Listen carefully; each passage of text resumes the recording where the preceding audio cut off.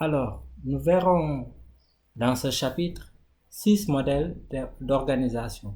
Mais il est important de noter que dans les 5 premiers modèles d'organisation, les ressources du projet ne seront qu'à temps partiel sur le projet. En d'autres termes, les ressources ne seront pas exclusivement dédiées au projet.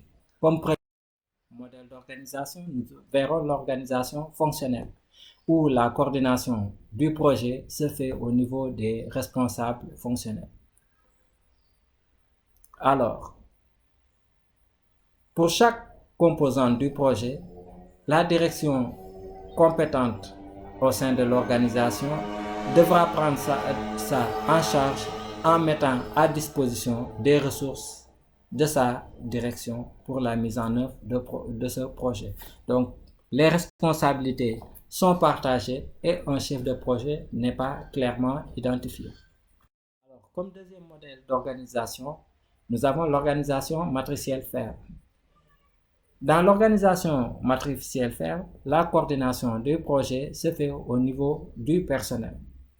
Donc, pour chaque composante du projet, la direction technique compétente met à disposition une ou plusieurs de ces ressources pour la mise en œuvre. Là également, la responsabilité étant partagée, le chef de projet n'est pas clairement identifié.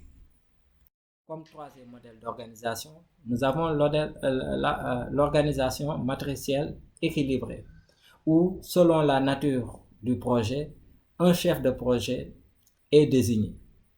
Alors, ce chef de projet aura comme ressources les autres agents appartenant aux autres directions devant venir en appoint dans la mise en œuvre du projet.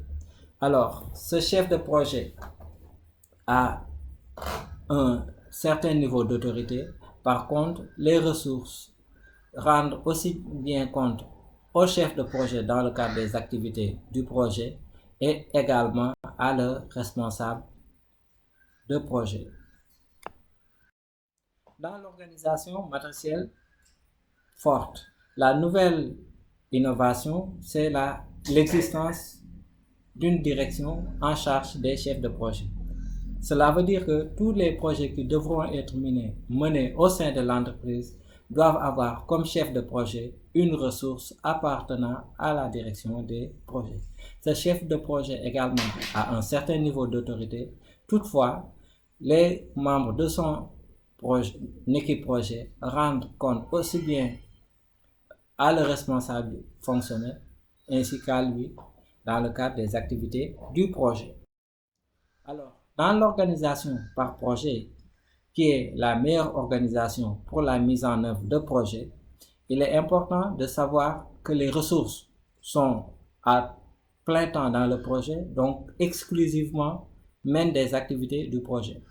Le chef de projet a beaucoup d'autorité, il est en mesure de recruter du personnel si besoin, de les licencier, voire même les exclure.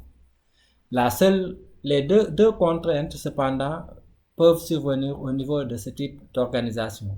Vers la fin du projet, le chef de projet a du mal à maintenir ses ressources concentrées car ils sont plus motivés par la recherche d'un nouvel emploi.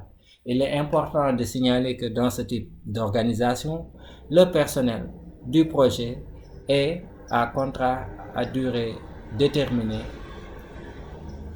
pour la mise en œuvre du projet. Alors, nous avons comme dernière organisation une organisation dite composite ou organisation hybride. Alors, nous verrons que dans la mise en œuvre, nous avons toujours une direction en charge des projets. Pour la coordination du projet A, nous avons un chef de projet clairement identifié ainsi que d'autres ressources.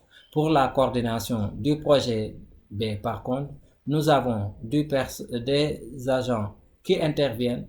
Toutefois, les rôles du chef de projet ne sont pas clairement identifiés.